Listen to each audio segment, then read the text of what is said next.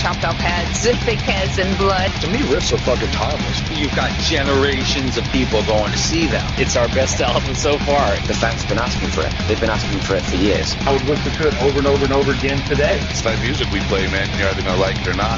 There are satanic bands. Some of them really aren't. We're playing the craziest drunken debauchery show we've played probably ever. He is not in condition to be doing a podcast.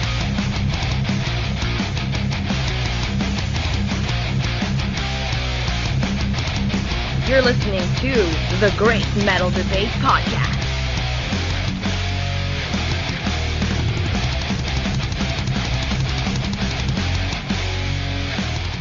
Welcome back to the Great Metal Debate Podcast.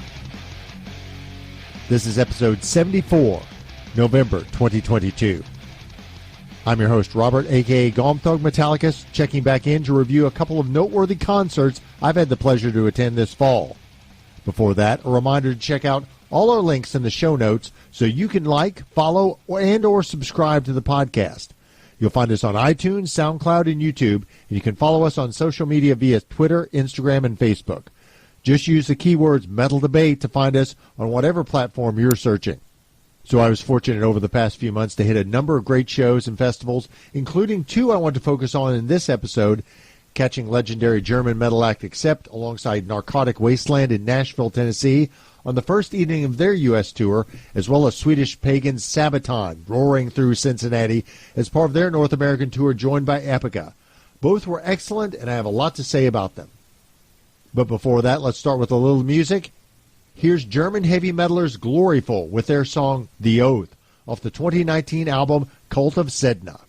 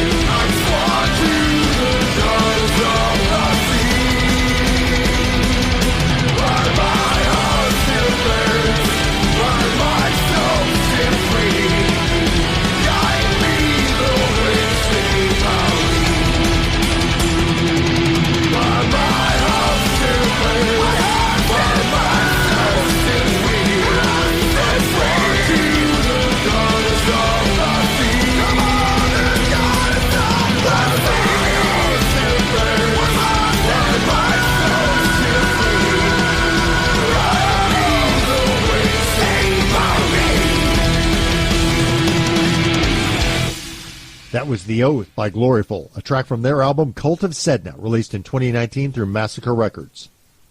The first show I want to review was on a Thursday evening, with me making the drive after work to see Accept and Narcotic Wasteland in Nashville, Tennessee.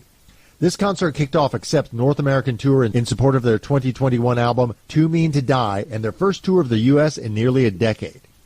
I'll be honest, I was really excited for this one. I'd seen Udo before, but not Accept proper, and have always been an admirer of founder and guitarist Wolf Hoffman's work. I'm also a big fan of Dallas Toller Wade and Narcotic Wasteland, and please check out our previous interview with them on the podcast. I really thought this was a compelling package, matching a classic metal act with a newer death metal band, but one with an important lineage. For my money, a good way for each band to capitalize on building a crossover audience. Now, for this concert, the venue was the Brooklyn Bowl, located in downtown Nashville, a location I'd never been to before. It wasn't that much to look at from the street front, but honestly, I was blown away when I walked into the concert hall, as they literally had one of the best lighting rigs I'd ever seen outside of Las Vegas. I mean, this place was equipped on par with what you might see at a Cirque du Soleil show. Just really, really impressive, and gave what was a mid-sized venue a very big show feel. There was a local opener for this one, which I hadn't expected. Nashville's Lost Circus was exactly the kind of throwback act that I typically despise, hearkening to that era of 80s cringeworthy heavy metal hard rock amalgam. And while stylistically they certainly weren't my cup of tea, I'll give it to Lost Circus for putting on a solid set. The singer had some real vocal chops, and their lead guitarist might have been the second coming of Jakey Lee with his competent shredding and the classic Guitar Hero posing. All around good energy, up-tempo, got the crowd engaged, and generally looked like they belonged on the same stage as the national touring acts. Exactly what you'd want from a local opener. Now, Narcotic Wasteland plays a style that is, in my opinion, pretty innovative, pulling from a lot of different styles, and again, I thought putting them on a tour with Accept was a great pairing. There's the obvious Nile similarities, and Narcotic Wasteland are technical, but without being stereotypically tech death. They're just a good mix of death metal styles without being too predictable. They opened with the song Pharmaculture from their sophomore release, Delirium Tremens, going right into Keeping Up with the Joneses from their debut album. They also played the new track, The Best Times Have Passed. Dallas was great, a frontman who obviously enjoys performing and seems not to take himself too seriously on stage, which for my money is a good trait to have when playing death metal. And his live band was very strong. I think I'd seen his drummer less than a month before behind the kit at Full Terror Assault Fest. They executed extremely well on stage, probably their best performance in all the times I've seen them play live. And then there was the headliner Accept. Now, I really don't envy the position of classic metal bands like Accept, Wasp, or Judas Priest. Likely 75% of the fans who come out to see them are aged nostalgia suckers who believe the 80s were the heyday of heavy metal and who stopped listening to new metal after 1989. Folks with no interest in listening to music released since. I personally can't stand those people. But obviously, for Accept to have a success, they have to cater to them by having a heaping helping of old songs. And Accept did that. What I also thought Accept did well was liberally mixing in newer material, and indeed their set list contained tracks from throughout the band's storied history. That included the title track from the album Objection Overruled, as well as 4 songs from the Blood of the Nations album. The band did a mashup of older Accept tracks at one point, including Losers and Winners, Starlight, and Flash Rockin' Man. The old-timers were likely happy without it becoming a night entirely devoted to throwbacks. Wolf Hoffman was everything I'd hoped he'd be. Not only did he play the songs exactly the way I'd hoped, he had a real strong stage presence and seemed to really enjoy performing. Smiling on stage, grinning it up with the fans and the crowd, really playing to the audience. Singer Mark Trinello is more than capable, doing justice to the classic tracks, but also bringing a new, engaging sound to the later incarnation of Accept. The band concluded the evening with the AC/DC cover I'm a Rebel, which they recorded way back in 1980, and for my money, they improved on and really had made their own. It was truly a great evening of metal, old and new, with some 1,500 metal fans of all ages coming home satisfied after plenty of fist-pumping and headbanging. Before we move on to the next show, here's some more music. This one from U.S. Symphonic Cinematic Metal Act Aftertime. This is Forge Your Destiny.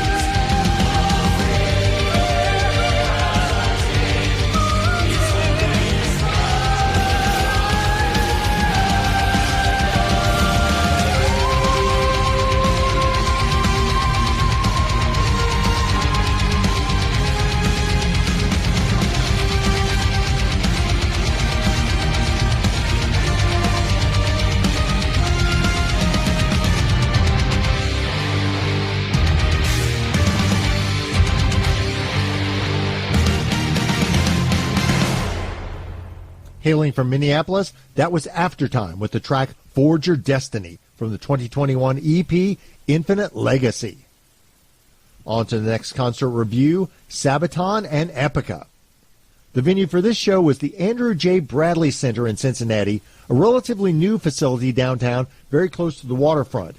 I'd never been to this venue either, and really wasn't sure what to expect. When I walked up to it, it was a lot larger building than I was expecting, with fans lined up for blocks. Later, when I got inside, I spoke to the marketing guy for the Bradley Center, who said capacity varied, but I'd estimate it probably held around 4,000 when filled. The show that night wasn't a hard sellout, but it was damn close, with no space on the floor by the time Sabaton hit the stage. During the show, they did say that night was the largest crowd Sabaton had ever played in front of in the U.S., which I can definitely believe. As nice as the Bradley Center was, it was way larger than my preference for a venue. For a metal show where I want to feel connected to the artist, give me a 500 to 1,000 capacity hall any day. Although I will give credit where it's due, for its size, the Bradley Center folks seem to have designed it to have as intimate a feel as possible. Good sight lines and a lot of verticality to keep distance from the stage at a minimum. Epica were first to perform that night, and as always, they were amazing. For my money, there aren't many, if any, more compelling live metal bands than Epica when you consider quality of the material, stage presence, and overall dynamic presentation. Now, the setlist selection for this show wasn't entirely to my liking, with no tracks from Designer Universe and only Sancta Terra from the Divine Conspiracy album. Also, maybe a hot take here, but I kind of feel like on a non-headlining slot, Epica should, for purposes of time and pacing, either play Consigned to Oblivion or Cry for the Moon. Not both, as much as I love either song. But there was still a lot for me to like as well, with the opening track Abyss of Time, a new classic, as well as Sensorium and Beyond the Matrix showing the band's skills at a high level. But any setlist quibbles I had really can't detract from the majesty of Epica's performance. Mark Jansen is simply a god on stage, smiling one moment and then unleashing his evil growls. Cohen Jansen brings an energy that other keyboardists rarely can, whether jumping behind his big rolling board or running around the stage with his mobile curve board, even coming down into the pit to rub faces with the crowd. Simone Simmons is always so elegant on stage, but she's also a vicious headbanger who knows how to rile up the audience. And her voice was truly great, right on pitch, despite the band having been on tour at that point for many weeks traversing North America. Now, certainly a lot of the crowd that evening was there to see Sabaton, which could have made it a difficult sell for the opening act, but Epica were up to the task. And they succeeded mostly because there's no hiding the sheer joy with which they perform and the obvious camaraderie they have with one another and the fans. And while perhaps not everyone there knew the songs, the band definitely got them in the spirit. By the time Mark asked the thick crowd to form the wall of death for the finale, there was a contagious energy in the building. I tried my damnedest to push through the throng to get down front, but it was just too dense at that point to do so. Nonetheless, Epica gave a powerful performance. I can't wait to see them the next time they return to the U.S. And finally, there was the headliner, Sabaton. Sabaton's a band I've gotten to see play live a number of times, mostly in the support slot. The single time I saw them headline was some years back at Diamond Pub in Louisville, an insane, sweaty, sold-out show. This time they were the headliner on a much larger stage with all the proper accoutrements to make their show impress, including having the tank under the drums. Sabaton began the show playing a moving video discussing the role of U.S. soldiers in World War I and promoting the building of a monument to those soldiers in Washington, D.C., at one point causing the crowd to spontaneously burst into chants of USA, USA, USA. Lest one think this was some throng of ultra-nationalists, later in the show, and it made me laugh, frontman Joachim asked the crowd whether they wanted to hear the song Gott mit uns sung in English or Swedish, resulting in an overwhelming roar for the Swedish option. Whether this means U.S. metal fans are complex or merely inconsistent, I'll leave for you to decide. Sabaton leaned heavily in their headlining set list on tracks from their most recent albums, including The Great War, and I wasn't against it. Dreadnought, Stormtroopers, and Soldier of Heaven are just as strong live as any of the older tracks they played, and I love them all. But they also liberally mixed in plenty of older tracks like Swedish Pagans, Fukuyama, and Careless Rex, all of which had the crowd hopping. The band did plenty of fun stuff on stage, including some costume changes, but otherwise kept the performance fairly straightforward, allowing the music to carry the weight of the show. Yoakum did a great job of emotionally framing many of the songs with his introductions so that even if you weren't familiar with a given track, you understood the background and vibe intended. One moment that really stood out to me was something I saw in the upper balcony where I'd moved at one point to take some higher vantage photos of the band and stage. There were two ladies seated together, both of whom were obviously blind, probably in their 30s, one white, one black. At one point, I think it was during Christmas truce, those ladies spontaneously stood up and began to sway to the music, holding hands. That two blind ladies of different races in the U.S. were having such a profound experience hearing the live performance of a bunch of guys from Sweden playing metal, it gave me goosebumps. Geography, nationalities, languages, and physical differences might divide us otherwise, but metal brings us together. One of the other things I will always remember from this show was simply the incredible amount of merch Sabaton sold. Like, the line to get Sabaton gear was literally wound down the hall, wrapped down 2 flights of stairs, and into other areas of the building. It was insane. In all the concerts I've ever attended, I've never seen the thirst for shirts and merch for a band like at that Sabaton gig. Pagan's getting paid. I don't know much about the business, but I can tell you that night in Cincinnati, Sabaton made an absolute killing in merch sales, regardless of what the exchange rate is from dollars to Swedish kronas. Both these shows, except in Nashville and Sabaton in Cincinnati, were awesome, not just for the concerts themselves, but also to see European metal bands back touring in the U.S. again. Coming across the pond for European bands is always a financial risk, even in the best of times, and then a lot of acts were brought to the edge of financial ruin when the pandemic shut down spring tours in 2019. I'm so very glad to see these bands back stateside and that metal fans are coming out in droves to see them. We'll close out the metal for this episode with Greek newcomers Dark Legion playing Dragon Saga from their 2022 debut album God of Harvest.